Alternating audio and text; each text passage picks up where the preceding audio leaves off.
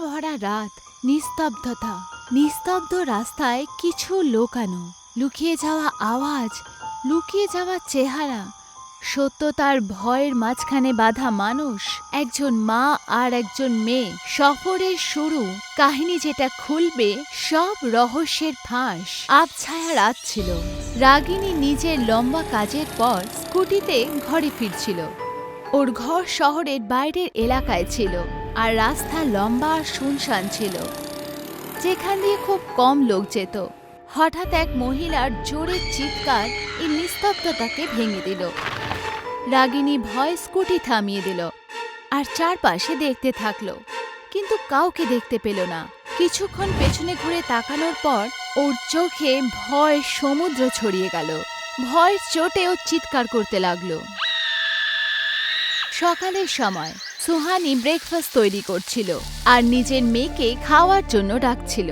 Area, চলো চলে আসো ব্রেকফাস্টের জন্য, আমাকে অফিসেও যেতে হবে। এসে গেছি মাম্মা।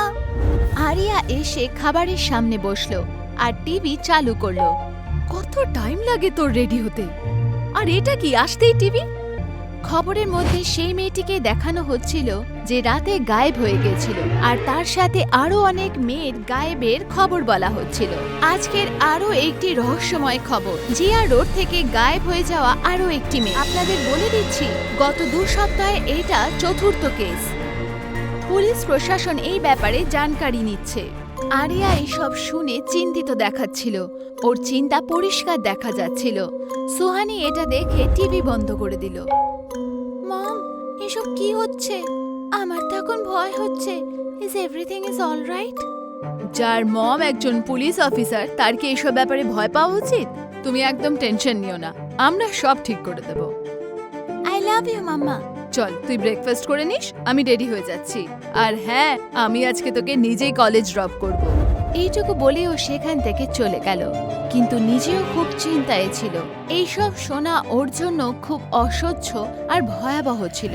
কিছুক্ষণ পর সুহানি নিজের জিপের সামনে দাঁড়িয়েছিল, তখনই আরিয়া এলো। দুজনে জিপে বসে গেল আর সেখান থেকে বেরিয়ে পড়ল। সুহানি আর আরিয়া কারে বসে আছে। সুহানি দেখলো আরিয়া শুধু নিজের ফোনে ব্যস্ত আর ওর কথার কোনো উত্তর দিচ্ছে না। আরিয়া, কি হয়েছে মাম্মা? Why are you always on your phone?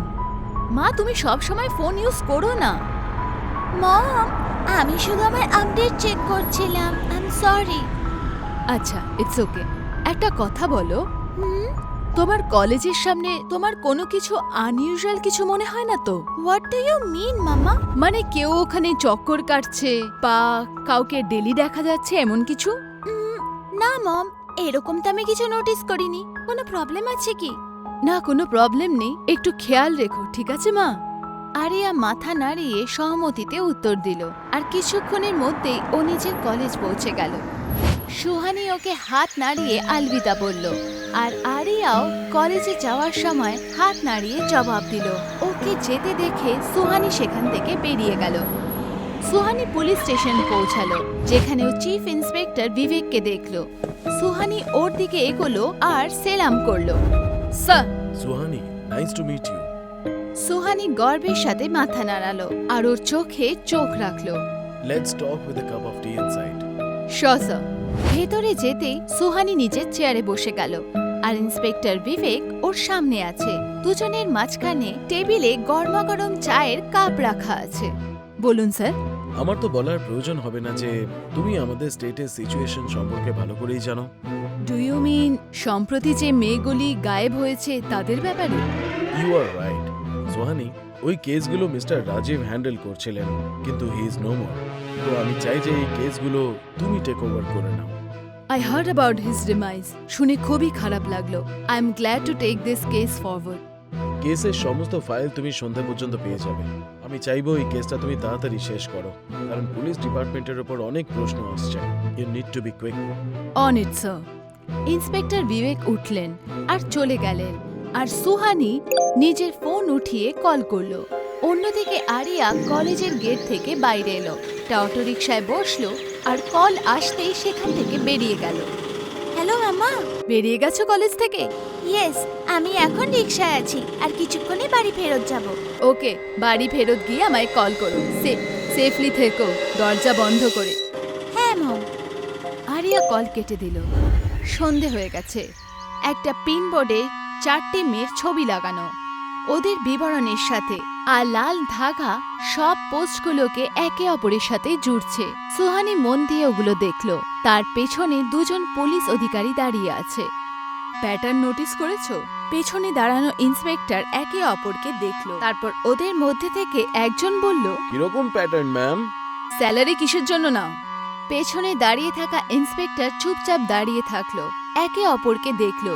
যতগুলি মেয়ে গায়েব হয়েছে তারা কোনো না কোনো পুলিশ অফিসারের মেয়ে। শালু ইন্সপেক্টর চৌহানের, প্রেরণা ইন্সপেক্টর শ্রীবাস্তবের, জ্যোতি ইন্সপেক্টর শর্মা, আর রাগিনী ইন্সপেক্টর সিং এর। কিন্তু এর থেকে আমরা কি কানেকশন পাবো? সমস্ত ইন্সপেক্টর আলাদা আলাদা জেলা থেকে, তাদের একে অপরের সাথে কি লেনা দেনা? এটাই জানতে হবে। আমি কালকের মধ্যে সবার ডিটেলস চাই। Off for today. 2জন ইন্সপেক্টর চলে গেল। আর তখনই সুহানির মনে হলো যে ও কিছু একটা ভুলে যাচ্ছে। আরিয়া ওকে আবার কল করলো না। ভয় ওকে কল করতে লাগলো, কিন্তু ওর নাম্বার বন্ধ। এটা জানার পর সুহানি সময় নষ্ট না করে চিন্তায় নিজের ঘরের দিকে ড্রাইভ করতে লাগলো। সুহানি নিজের ঘরের দিকে ড্রাইভ করলো। ও চিন্তায় আছে, মাথায় ঘাম। ড্রাইভ করার সময় ও আয়নায় দেখতে পেল আর দেখল যে ওর কারের পেছনের সিটে একটি মহিলা বসে আছে, শাড়ি পরে। ওর চেহারা বিকৃত, চোখ কালো, আর ও নিচে দেখছে। ওই মহিলা ওর চোখে সোজা দেখল। সুহানির চোখ ভয়ের চোটে খুলে গেল। ও আবার পেছনে দেখল, কিন্তু কেউ ছিল না। যখন ও আগে দেখল তখন সেই মহিলা ওর কারের সামনে দাঁড়িয়েছিল। সুহানির কার ওর আর পার করে দিল। সুহানি তৎক্ষণাৎ ব্রেক দিল আর বাইরে বার হয়ে দেখল যে ওখানে কি হচ্ছে। চারপাশ দেখার পরও ও কিচ্ছু বুঝতে পারল না। ভয়ের চোটে ও আবার নিজের গাড়িতে বসে গেল আর ড্রাইভ করতে লাগলো। সারাটা রাস্তা ওর মন সেই দৃশ্যর মধ্যে আটকে রইল। এরম মনে হচ্ছিল যেন সুহানি ওকে জানে। সুহানি ঘরে পৌঁছালো আর কার থেকে নামতেই আরিয়াকে খুঁজতে লাগলো। ও ওকে আওয়াজ দিল, কিন্তু কোনো উত্তর এলো না। আরিয়া, আরিয়া, আরিয়া! এটা শুনতে আরিয়া এক প্রতিবেশীর সাথে দৌড়াতে দৌড়াতে এলো। সুহানি ওকে দেখতেই ওর দিকে দৌড় দিল আর ওকে গলায় জড়িয়ে ফুপিয়ে ফুপিয়ে কাঁদতে লাগলো। কোথায় চলে গেছিলিস তুই? ফোন কেন অফ তোর? হ্যাঁ মম, আমার ব্যাগ চুরি হয়ে গেছিল। আমার ফোন আর ঘরের চাবিও ওখানেই ছিল। আমি আপনাকে কল লাগানোর চেষ্টা করেছিলাম, কিন্তু আপনি ফোনই ওঠাননি। সুহানি কনফিউজড হয়ে গেল। নিজের ফোন বার করলো আর দেখলো প্রতিবেশীর 3টে মিসড কল এসেছে। ও বুঝতে পারলো এইসব তখন হয়েছিল যখন ও কার থেকে বাইরে ছিল। সুহানি তাকে ধন্যবাদ দিল আর আরিয়াকে জোরে ধরে ওর সাথে ঘরের ভেতরে চলে গেল। ওপরে আকাশে চাঁদ আস্তে আস্তে মেঘে ঢাকতে থাকলো। সুহানি অস্থিরভাবে বিছানায় শুয়ে আছে আর ওর পাশে আরিয়াই শুয়ে আছে। ও এদিক ওদিক ঘুরছে আর শোয়ার চেষ্টা করছে। তখনই ওর ফোন বেজে উঠল। স্ক্রিনে এক অজানা নাম্বার দেখল আর ও কল ওঠালো। হ্যালো, কে? এইবার পেয়ে গেলি, পরের বার? কল হঠাৎ কেটে গেল। সুহানি তৎক্ষণাৎ কল লগস চেক করলো আর সেই নাম্বারে আবার কল করার চেষ্টা করলো, কিন্তু অবাকের ব্যাপার, সেই নাম্বার গায়েব হয়ে গেছে। সুহানি ঘুরে আরিয়াকে দেখল। আরিয়া গভীর নিদ্রায় আচ্ছন্ন। দিনের শুরুটা চাঞ্চল্যকর অবস্থায় হলো। সুহানি যেই পুলিশ স্টেশনে পৌঁছালো ও ইন্সপেক্টরকে প্রশ্ন করলো, ফাইলস রেডি আছে? হ্যাঁ ম্যাম, এই যে এখন। ও ফাইল তাড়াতাড়ি ওঠালো আর সব পুলিশ ইন্সপেক্টরের ব্যাকগ্রাউন্ড পড়তে লাগলো। ফাইল পড়তে পড়তে সুহানি প্রশ্ন করলো, প্রথম কিডন্যাপিং কার হয়েছিল? রাগিনী। ডিস্ট্রিক্ট? রামপুর।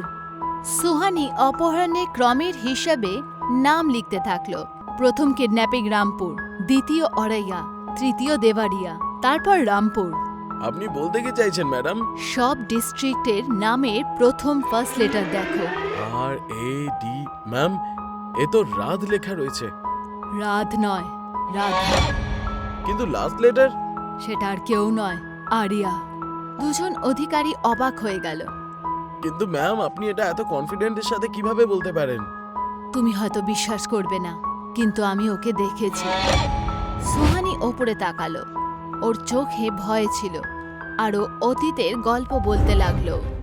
সমস্ত সাক্ষী প্রমাণকে সামনে রেখে এই আদালত শ্রী চন্দ্রশেখর মাথুরকে সম্মানের সাথে মুক্ত করছে।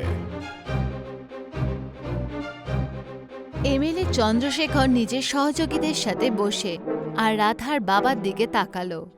আর ইন্সপেক্টর রাধার বাবাকে আদালত অবমাননার দায় আর ভুল এভিডেন্স দেখিয়ে মানহানি করার জন্য বিএনএস সেকশন 227, 228, 356 এর দ্বারা 6 বছরের শাস্তি আর 3 লাখ টাকা জরিমানা দেওয়ার আদেশ দিচ্ছে। রাধার বাবা ফুপিয়ে ফুপিয়ে কাঁদতে লাগলো। রাধা আমাদের ডিপার্টমেন্টের সবথেকে ভালো অফিসার ছিল। ও চন্দ্রশেখরের বিরুদ্ধে আওয়াজ উঠিয়েছিল, কিন্তু ওরা ওই 4 জনের ইন্সপেক্টরের সাথে ওকে মেরে ফেলেছিল। শাস্তি পাওয়ার পর রাধার বাবা ভেঙে পড়েছিল, আর উনি নিজেরই জেলের মধ্যে সুইসাইড করেছিল। কিন্তু ম্যাম, আপনার মেয়ে? ওরা সব এভিডেন্স মিটিয়ে দিয়েছিল। আমি চাইলেও কিছু করতে পারতাম না। আমি না চাইতেও ফাইল বন্ধ করতে হয়। কিন্তু ম্যাম, এতে ওই মেয়েগুলোর কি ভুল ছিল? হ্যাঁ, শাস্তি তো ওই ইন্সপেক্টর আর মাথুরের পাওয়া উচিত ছিল না? রাধা এইভাবে মানবে না। ও প্রাণ নয়, বদলা চায়। হয়তো এই জন্যই ওকে আমি পেয়ে দিই। আমাদের ওর কাছে যেতে হবে। ওর কাছে মানে? সুহানি দুজন ইন্সপেক্টরের সাথে হাইওয়েতে বেরিয়ে পড়ল। এক রাস্তায় পাথর লাগানো রামপুরের নাম লেখা। এক ইন্সপেক্টর গাড়ি চালাচ্ছিল। সুহানি ফ্রন্ট প্যাসেঞ্জার সিটে বসেছিল।